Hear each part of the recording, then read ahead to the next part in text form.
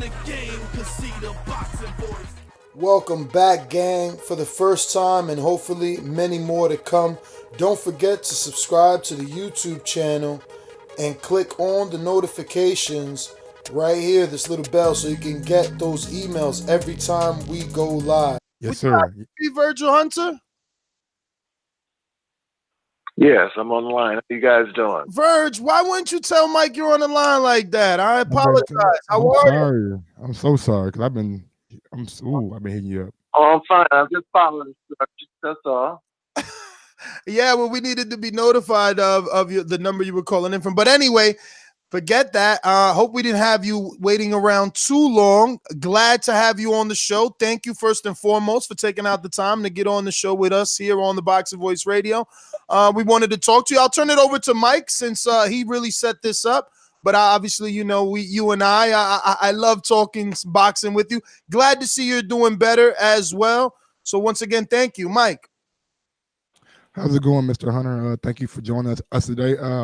First question, Amir Khan, what does he have to do to beat Terrence Crawford? And Terrence Crawford is the betting line favorite and seems to think that he's possibly going to be able to get the knockout. So what are you guys doing in camp to like kind of counteract that? Well, the main thing for Amir is to focus and stay attentive every second of every round. Logic would say on paper that Crawford would get the knockdown, but sometimes logic doesn't always display itself in the ring. I anticipate a competitive fight, and we're training as such. Hey, how's it going, Virgil? I actually used to live out in Oakland, and I'm pretty cool with Robert Garcia out at the Pacific Ring Sports, so it's really cool to get a chance to talk to you. My overall question is Demetrius Andrade. He's a talented champion at the middleweight divisions. You worked with him, of course. What type of fights do you see him getting in the future, and how does he match up with the other guys like Danny Jacobs, Canelo, and fighters like that? Well, Demetrius is going to be a problem for anybody in the middleweight division due to his length that he knows how to use very well, and his boxing ability. He's not going to be an easy out for anybody in that division. So I expect to see very good things from him every time he's matched up with one of the top guys. He's going to be in that fight. So he seems to be coming on along pretty good, pretty well. It's just a matter of time before he gets the big fight. And I think he'll excel in those. Virg, do you see any differences? I'm wondering, how could we get that same Amir Khan? And I don't mean technically, but I mean the one that stood up to the punches of Marcos Maidana and was able to get a decision win. How do we get that back out of Amir to be able to get a points decision win versus Khan? Versus Crawford. Well, that's an interesting question. The thing about Amir is he has to be attentive and he has to be focused every second of every round. One of his weaknesses is that he loses focus during the round. And he'll throw something or he'll come up with a punch to where he can't see the returning punch. And that comes right back to focus. So he has to know what punches to use, when to throw, and also stay in position. So I think he can call up a fight like that where he can survive an onslaught of punches or even one. I think he can call up a fight like that, and that's what I'm encouraging him to do, to call up a fight where he's very much focused in the fight. It's just like the Canelo fight. He was doing very well in that fight, but he had a split-second mental lapse, and that cost him. So that's where, when it comes to Khan, that's where you have to really be set pat on correcting. I think this fight for guys like me, you know, I've always kind of pretty much been a detractor of Khan. I picked Danny to beat him, and he did. I seen him take fights where I felt like he knew he was going to lose, and I thought he was doing it for money. Now I see him take this fight where he could have took the big fight with Kell Brook for more money, and possibly the betting lines be more in his favor. So I have to jump on the Khan bandwagon now and believe that, like, he's really daring to be great. All these times he gets in these lopsided fights where the betting odds are against him. Like, what did you see in him, or what is it that everyone doesn't see in him? Like, how is he this courageous? Because, you know, it could easily be, I guess, summed up as him going for a paycheck. But again, for the smart boxing fan, we know that I think that the big deal obviously was Eddie Hearn's $10 million offer for the Kell Brook fight.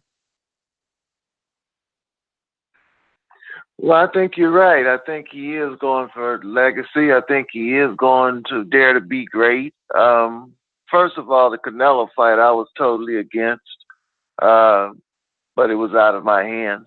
I just thought that was not a good move to make at the time. But I had to go along with the program, so to speak, and we see how that turned out. But Amir is not lacking for money. He's made some very good business decisions, investments and things like that. He's not lacking for money. So it's not that he needs the money. He doesn't, trust me. So he's fighting again to motivate himself, to put a challenge in front of him. And I think it was a good business decision, again, because regardless of what happens, the Kell Brook fight will be there. Maybe not of a higher magnitude if he wins and Brook continues to win, but it'll be there, and it'll be a fight that people in the UK want to see, and he'll be financially compensated for that fight. Now, you said you didn't have any decision-making in the Canelo Khan. How about in this one? Did he come to you for advice or to advise him on whether or not he should take this deal? He did. And I tried to get him to see both sides of the picture. But, you know, what he said made sense. And if he loses to Kell Brook, the Crawford fight is not there. If he loses to Crawford, the Brook fight in the UK is still there. It's still a marketable fight in the UK. So from a business point, it made a lot of sense. Absolutely. I want to kind of change gears real quick. Andre Ward had a tweet right after the Wilder Fury fight, and he said in this tweet that he didn't think Wilder would want to go through that again in a rematch, and that kind of had people up in a frenzy. I just want to get your opinion and your viewpoint of that tweet and what he said. Well, I was only aware of the tweet maybe a week later. I'm not on the internet or social media much. Somebody brought it to my attention. I mean, I think that it would be good for somebody to sit down and talk to Andre and ask him why he made a tweet and get clarification from it. I could see where people would take off and run with it in a negative way. That's just the nature of the sport. But with all due respect, because Andre is not somebody who tries to put anybody down or put a asterisk on their achievement in the ring or whatever, I think it would have been fair for people to sit, whoever had questions about why he tweeted that they should sit down and talk to him and ask him how he came to that conclusion.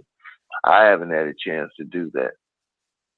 I think the reason why people were so upset was because they felt like they could possibly say the same thing about him in the Kovalev fight. So why would he tweet that about Wilder with not knowing a man's mindset right after the fight? Well, it was said. And we had his back. And to your credit, we had his back then. Like, you can't say that a man's scared of another man because he already fought him 12 rounds. So why would he not be scared to go another 12 rounds with him? That's Andre Ward's quote. So I'm saying, why would he say that about Wilder, not knowing his mindset? Well, I can't get into Andre's mind. Again, you have to ask him. You have to sit down and talk to him and let him explain. I can't speak for him. And Hey, Virgil, this is Ron. You have a great relationship with Andre Ward. You know him better than what we know when it comes to fighting. Canelo Alvarez has mentioned, hey, I might go to 168, 175. Ward is idolized, one of his childhood heroes, Roy Jones Jr., maybe going to heavyweight. What's the likelihood that Andre Ward would come back to fight either in the heavyweight division or Canelo Alvarez? Like, what is the likelihood of he will come back? As of now, he's satisfied in retirement. He gets the occasional itch like anybody else who would be in the sport of boxing, and they come back. But right now, he's occupied with being working in the business, being at fights ringside, broadcasting them. So he's still around the sport. One thing about Dre, when he says that he's done, and I thought it was a good call. We always spoke about that, to retire when you're on top. Make sure that you manage your finances right, that you invest right, that you create a retirement plan for yourself, that you have an exit strategy. And he did that to the T. So he was able to make that decision. As far as him coming back, then it would take a lot of money to do that, plain and simple. And I don't think that they'll throw that kind of money his way to come back. That would be the first and foremost incentive to even consider coming back. Well, the zone been throwing that type of money around, Verge. The zone. I mean, you heard the latest offer for Triple G was something like $45 million for 2 fights, and they was okay with him having a tune-up the first fight. So, yeah, and Callum Smith also wants a little bit of Andre Ward, so everyone is still calling for him. Yeah, he's still a commodity for sure. Well, they know his number, and they know if they really want him involved, how to reach him and try to make him an offer he can't refuse. I think that's what boils down to it. Other than that, he's satisfied in retirement. I want to go back to the tweet, but more in its context. From a trainer standpoint, what do you say to yourself when you see Wilder fight? What did you say when you saw that 12-round fight between Tyson Fury? How did you interpret it? How did you digest it? Well, I thought it was a very interesting fight. I felt that Fury's boxing ability would put into Deontay's way a style that he hasn't seen before, a style that he was going to have to figure out. And it boiled down to, could Fury outbox Deontay, or could Deontay knock Fury out? To me, that's what it boiled down to. I thought the draw call was fair. A lot of people, I could see their point of Fury winning. I could see their point in Wilder winning. That's why the rematch was so important to make. But also, the rematch says a lot about Fury's mindset. That maybe he didn't want the second fight. Maybe he's trying to avoid the second fight, or get it at a time when he feels like he's in a better groove. So once again, the business of the sport prevents these fights from happening. And it seems like more and more they're throwing a lot of money in these guys' faces, and they know the landscape after they throw the money in their face. I'm hearing Dylan White might even go over to ESPN. So the question is, who are they going to fight, and who's going to cross the broadcasting lines? So I feel like a lot of good fights are going to get away from us just based on some of the business decisions that are being made by the fighters. But at the same time, you can't blame them for making these business decisions. It's a business, and they have to maximize the business. And it looks like it's a sport now that's turned into the hands of the fighters as opposed to being the other way around. Mr. Hunter, Were you able to watch Kovalev versus Alida Alvarez too? And were you impressed with the adjustments that Kovalev was able to make with the help of Buddy McGirt? I was. I think Buddy did a good job getting into Kovalev's head and utilizing his tools, his boxing ability, and that he didn't have to go looking for a knockout every time and leave himself vulnerable to fatigue or vulnerable to being caught with a big punch. And I thought he had a great strategy, and he followed that strategy. I think Buddy is an excellent fit for him. Alvarez, sometimes he's hot, sometimes he's cold. You don't know who's going to show up. He showed up big the first fight. The second fight, I think he tried to duplicate the first fight and get the knockout. Maybe that's what was being told to him in his camp, that you can do this again. And that's the strategy that he followed. It doesn't seem like he had a backup plan to outbox Sergey or box with him. So they cost him. But all the credit goes to Buddy. You can see the difference. You can see his stamp on the strategy. And credit to Kovalev for following that strategy. Virg, how much was it promoting, just to piggyback off of Mike's question, how much was it promoting and how much has Sergey Kovalev really come back? Because they tried to link the Arturo Gatti comeback with, Buddy McGirt to the Sergey Kovalev comeback, but, anyone that knows boxing knows that Arturo Gatti was also with Main Event. So I don't know, was that Main Events or did Buddy do or can Buddy do exactly what he did with Arturo Gatti, giving him a second, life in his career? Well, he already did that on the rematch with Alvarez. I mean, coming off a devastating knockout like that, he already put his stamp on reviving his career. And I mean, from a promotional standpoint, it's smart strategy. I mean, he came into Gotti's life after he came off, I believe, was it a knockout or a big loss to Gotti, and he revived his career. Of course, that went over a span of maybe 2 or 3, 4 fights before he lost to Mayweather. Or was the Mayweather fight or the Mickey Ward fights, but he did put a stamp on it. So, I mean, from a promotional standpoint, it was smart strategy to try to bring Gotti's career into focus, who was trained by the same, that Kovalev was trained by the same guy that revived his career.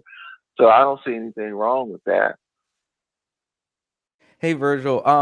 I wanted to talk about some things I heard, that there was like an alleged prominent insurance company.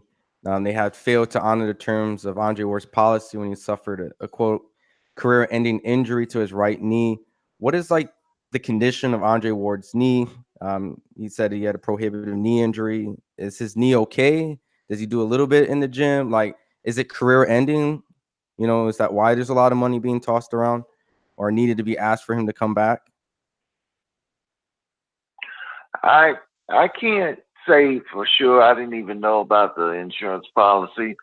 There's a lot of things that he's had in his career that didn't involve me. So I didn't know anything about the insurance policy at all. As far as his knee is concerned, his knee, when he first injured it, it did cause him problems off and on. For instance, the first Kovalev fight, we couldn't run at all. The second fight, it seemed to be okay, but only he knows about his knee. And but the injury was there, and the complications of a knee injury were there throughout the rest of his career. I want to touch back on Kovalev real quick and get your thoughts on 2 potential matchups that have been floated around for him.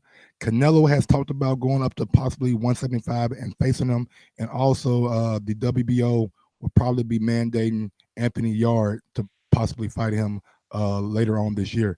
What's your thoughts on those 2 matchups?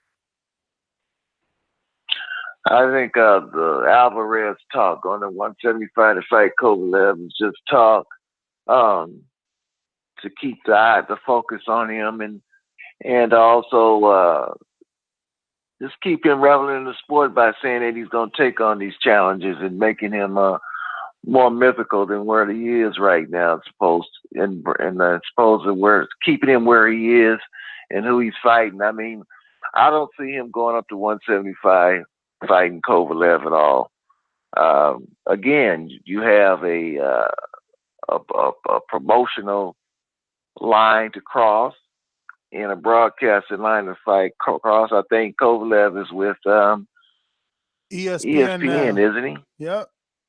Right. So again, why even bring up the conversations of crossing over to different promotional lines and broadcasting lines to bring up a fight? I think De La Hoya brought up Andre's name in the fight. Well, instead of bringing up the name, say we're willing to put up this amount of money to see if we can get this fight. Otherwise, it's just talk and it's promotion. What was the second question? I'm sorry. Do you think that it's possibly too soon for Anthony Yarde to face Kovalev, being that he only has 17 pro fights and 12 Emmys? Well, there's a lot of pressure on Yarde because he's made his fights look easy. He appears to be a good fighter. He appears to have great instincts, great reflexes. And I think until we see him with a reputable name and a reputable challenge, then we can make an accurate decision on whether or not he's ready to fight Kovalev at this time. But again, if the money was right and the opportunity was there, I think where he is in the game and how he's being perceived in the game, that he's ready. He says he's ready. His corner says he's ready. So if the opportunity presents itself, take the fight. I do see the fight probably happening this year. And I mean, at some point you have to move him up. So do you move him up to a real tough contender who has a chance of beating you with no belt on the line, or do you take him straight to the belt? And so that would be a business decision that his brain trust would have to make, and then make the right one. But physically, he's ready. Mentally, he hasn't had to overcome much yet. He hasn't had any obstacles in his way that he's had to overcome in the ring, and battles that he's had to endure, to where you could see that next level of ability in him, his next level of mental strength. That hasn't happened yet. So it's just a matter of time before he fights Kovalev or before he fights someone who says he's qualified to fight Kovalev. Virg, as a trainer, do you ever, I guess privately, say this guy has no chance? Or have you come to learn that everyone in boxing does have a chance? Before I move on, because there's obviously more parts to this question. Well, I try to give every fighter the benefit of the doubt, even if it's stacked against them from the eyeball test, or because it's been such instances in boxing where logic has been defied. It's been situations in boxing where the underdog is overcome. Just go back to Ali listing one. You can go with that. Even Mayweather, Canelo Hernandez, the first fight, they thought on paper that it might have been too soon and too much. So you can never, ever count out a situation for the fighter who's deemed to be the underdog. And it's happened a lot in boxing. So, no, I don't judge the fight based on those those criteria at all. Well, the fight we're speaking in is Mikey Garcia versus Errol Spence. That's what we were talking about this morning before we had you on. We had Brian Custer a little earlier. And, I've been following the sport for so long. I've never been a betting man, but I look at the people that believed in Floyd Mayweather, the obviously richer folk who said, no worries. If he's 5-1, I'll put 500 to make 100 or 5,000 to make 1,000. And is Errol Spence like that guy? Like, should we be betting 4-1 on Earl, or does Mikey have a legitimate shot? Well, again, when you look at the skill of Mikey Garcia and the belief in himself, you have to find an area in that fight where you have to give him some kind of chance. It's just like an interview I did earlier last month. It boils down to whether or not Mikey can take the type of heat that Spence puts on him. And also the extra weight. By experiencing Khan and Canelo, they don't realize that that extra weight affects your oxygen capacity, that you're carrying around more weight than you're used to in a fight. In sparring, you can regulate, but in the fight with the type of pace that Errol Spence set, and then the psychological involvement that comes on where he hits you in the shoulder and you say to yourself, man, if he catches me clean with that, I can be hurt. So it's a lot bigger difference carrying around that extra weight when it's a real threat there, as opposed to how good you're looking in sparring or things like that. And then the strength and conditioning, I always said it's done over a period of years in fights. It's not done in one camp. You can get some benefit from it, but you can't get the true benefits from it till it's done year in and year out. Fight in and fight out. That's where you get the true benefits from it. So I expect Mikey to be stronger than he has than his previous fights, for some reason that he'll be a little heavier. He won't have to worry about making weight or things like that. But with the pressure, the mental pressure, can he deal with that under those circumstances? And then does he have enough firepower to make Spence respect him? So that remains to be seen. I think it's a good fight I'm looking forward to seeing, based on Mikey's confidence and his corner's confidence. And I look at Errol, and I think Errol deep down inside wants to remove all of this, but at the same time, he's not going to get any credit for a victory because they're going to use the size thing. He's not going to get the same benefit I think Lomachenko got with Rigondeaux.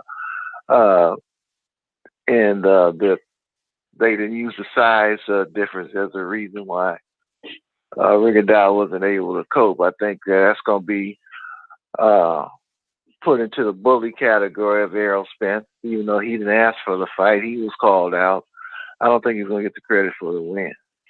But Hey, it's a good fight I'm looking for. Go ahead. I just want to double up. So since you brought up Rigondeaux, how much better or what levels, because I guess better would be a kind of, not the right word to use, but what level would you think Rigondeaux is to Mikey? I mean, Rigondeaux's won multiple Olympic medals, but he didn't have the career that Mikey had. But I'm just trying to assess the skill level and I guess the sort of challenge that it is, or it will be for both men. Because for Rigondeaux, I gave him a lot of credit. I thought he would do better than what he did. I mean, I didn't think he'd win, but I didn't think he'd look like that. Like he looked. Lomachenko made him look like he makes everyone look, except for Linares. Well, can you, in that fight, name me one round where Lomachenko buckled Rigondeaux's knees or actually had him hurt? Yeah, but he's not a power guy. He's a frustrator. He just beats you until you're upset that you can't hit him back. Well, name one instance where he was consistently landing flush punches to cause Rigondeaux to be frustrated. Other than you can't name one round where you can't name one combination of a two punch combination that landed flush on Rigondeaux. Other than that, he was hitting him above the head and hitting him in behind the head and on top of the head and things like that. You can't name me one round where he put a flush two-piece together, a flush punch. In your mind, you can't conceive where, okay, in the third round, he put a two-piece punch that landed clean. To me, it was a reckless type of fight that Rigondeaux just wasn't physically ready and prepared to fight. So you're saying that it's totally different than the Mikey Earl fight?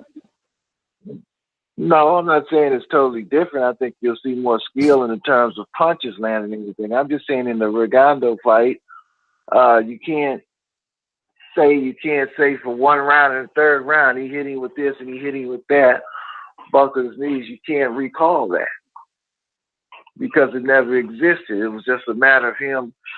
Again, like you said, frustrating Rigondeaux to the point where he knew he couldn't win, as opposed to Lomachenko beating him up.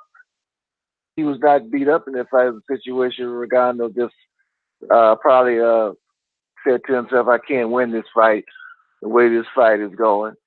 So either he had a legitimate injury or he packed it in. Hey, Virgil, I just wanted to get your thoughts of the two prospects and their progression professionally. You've been with Shakur Stevenson. He's been around your gym, and Joey Spencer. What do you think of these two prospects and how they're doing so far in their career? I think the sky's the limit for both of them if they keep progressing and being moved right. Joey Spencer is an excellent fighter, and I think he's got a high ceiling, and he's got a good career ahead of him. And Devin Haney's already kicking in the door. He's at the door of the championship. So his work ethic, he's been up there. Both of them have great work ethics. Both of them are well coached.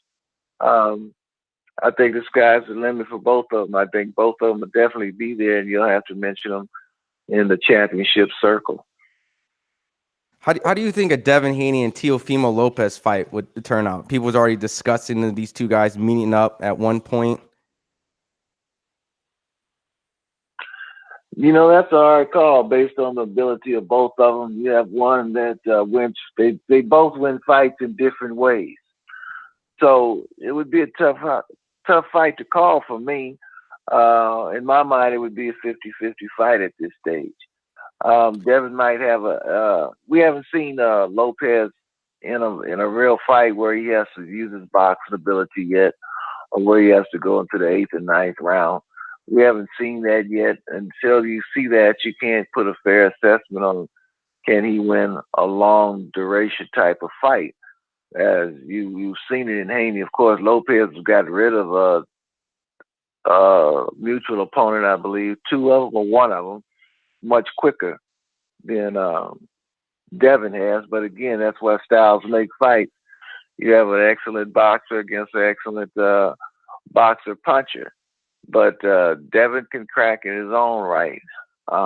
He's just more preserved. He's more ready to box his way to victory as opposed to Lopez. But Lopez says he can box. So time will tell on both of them. It's a matchup down the road that I'd like to see. Do you think they're talking about Teofimo Lopez and Lomachenko? Is that too soon for Teofimo Lopez, or you think he's at the cuff of actually getting that fight?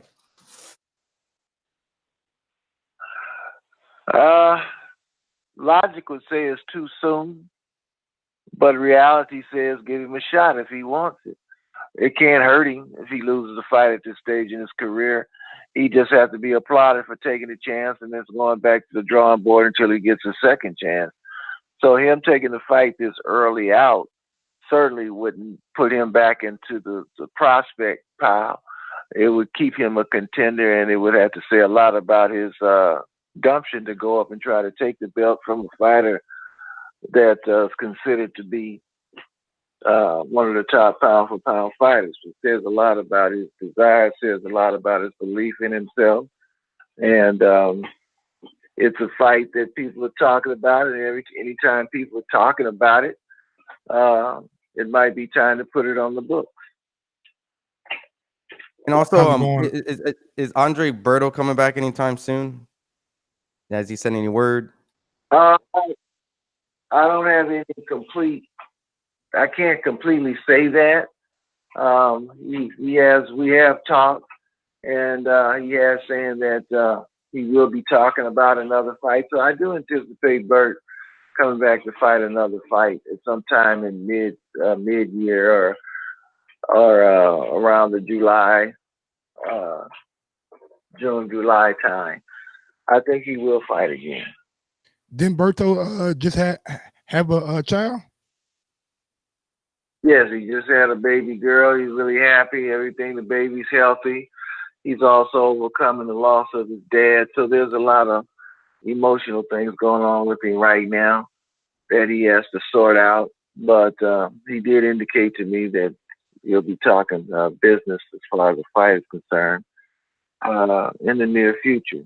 But right now he's enjoying his firstborn and again mourning the loss of his dad. So it's a time that his prayers are needed.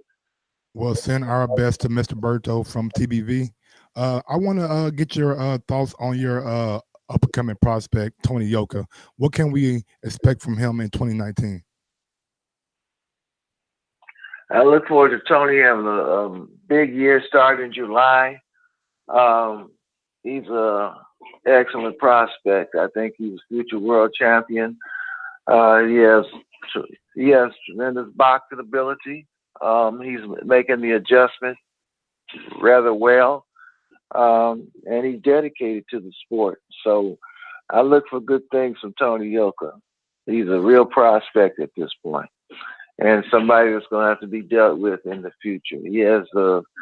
He's a natural 6'7", 250-pound fighter. There's nothing added to it. It's all natural weight, big legs, big thighs, very quick, and he has a good mental grasp of the sport. So I'm pleased to have him.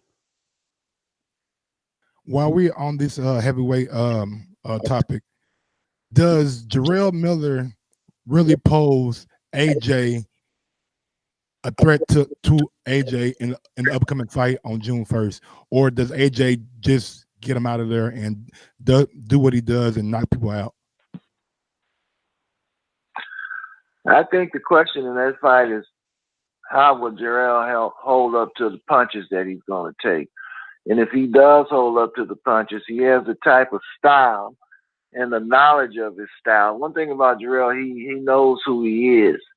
That if he can get in on AJ, where AJ is not really what you would consider a skilled in fighter like Darrell Miller is, if he knows how to use his weight to wear him down, to bump him, to roll on him, to keep him up on his feet, and to crowd his space and mentally make him fight that type of fight, I think he has a good chance of winning. I'd like to see his conditioning pick up more, where he can bring more power shots into the equation, but he has a knowledge of who he is.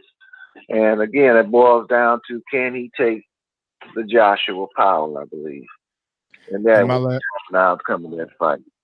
My last question before I pass you back to Ness. How does Danny Jacobs cause the upset against Canelo on May 4th?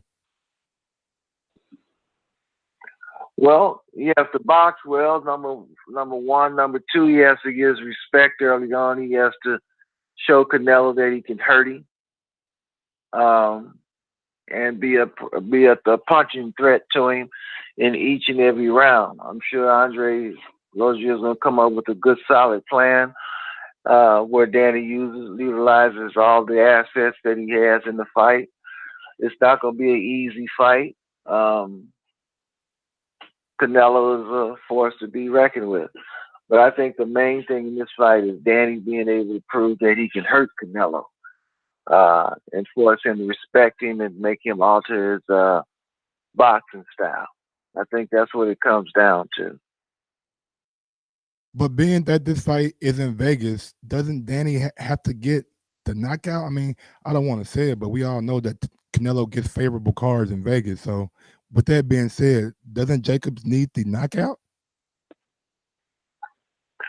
Well, if you put that kind of pressure on him, it could cause him to fight a fight that he might not necessarily need to fight.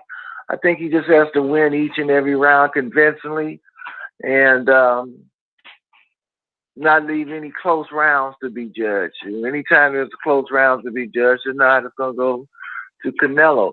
But the question should be to the judges and not the fighters. I think it's unfair to ask the fighters, do you think you can get a fair decision in Vegas? I think once the judges are picked, I think that they should be exposed to the public, that they should be exposed to the press, and that they get questioned on, are you willing to judge this fight close?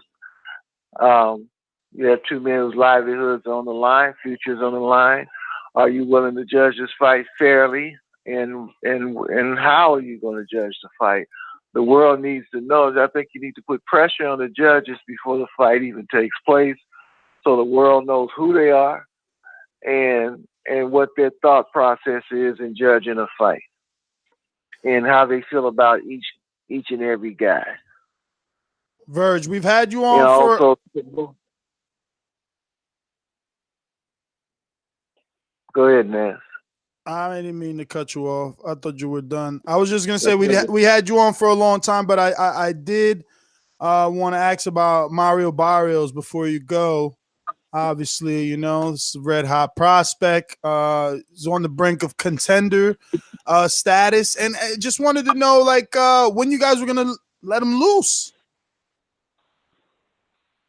Well, Mario's been fighting good competition. If he's not getting credit for the top guys that he's fighting now, that's unfortunate. But I feel like he's about a year away. Just to keep it honest, there's some things I'd like to continue to work on him with, because when he gets a belt, the 140-pound division is a very strong division. When he gets a belt, he's going to have the ability to keep the belt, because there's nothing but tough fights in this in order for him. So when we get to that point after the next couple of fights, I think he'll be ready. Hey, Virgil, I look, I love having you on the show. We have so many questions. We can keep you forever. Could you talk about Marlo more? It's a heavyweight, right? Can you talk about Marlo more for us? Marlo is no longer boxing as we speak. He's in the police academy right now, where he's going to be a police officer. The organization, the Mel Peters Police Department, is very high on him. Marlo has a BA degree in that field, and so he sort of lost the desire to box because the fights were coming few and far and in between.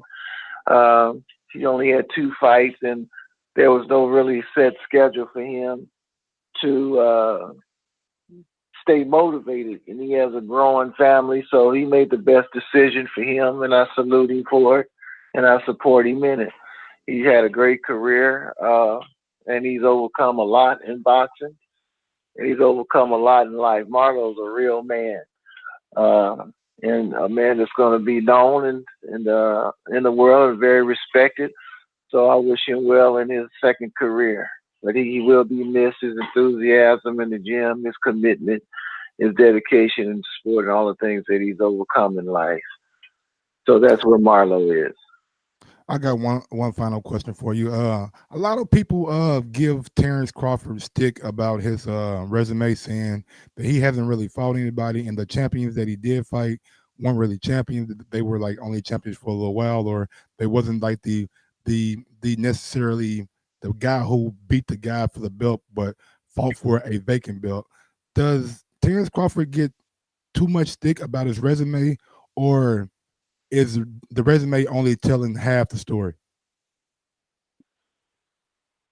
Well, you can only fight who's there. Again, it comes down to the promotional part of the business. He's not free to fight the top welterweights, and vice versa. The top welterweights are not free to fight him. So I don't even know why it's even being talked about in the boxing circles. I mean, you know, it's funny. The media keeps asking why, but they don't get it. They don't get the business end of it. Terrence Crawford is making a great living. He's going to be set for life. I understand he's got 20 acres out there that he's building his home for, so he's got on that property where he loves to fish and lead the lifestyle that he likes to lead. And so he has an exit strategy. What can he do? He can only do so much. And he's not going to cross the people that's been loyal to him, that's paid him handsomely for his services. So it is what it is. It's something that I don't even talk about because it's not possible to happen. And, you know, even in negotiations, How's it gonna happen? Can anybody tell me? Where do you make it happen? Where and how do you make the fight happen? But it's talked about, but at the same time, you can only fight the guys that are available for you to fight. So why would you get put down for that? Instead of people looking at it the way it truly is. And right now, for who he's fighting, he's proven that he's a pound for pound, one of the pound for pound best. And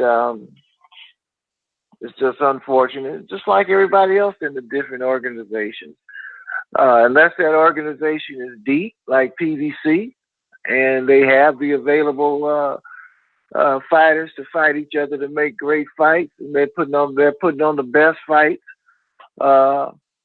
in boxing right now. Nobody could contest what PBC is doing as far as the talent and the fights that they're putting on.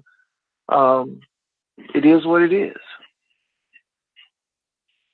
Well, Mr. Hunter, I want to thank you as always. Always a pleasure to talk to you, man, and just try to soak in some of that knowledge. We're going to try and get you back a little more regularly, but thank you again. I know you don't do social media, so I'll just bid you good day.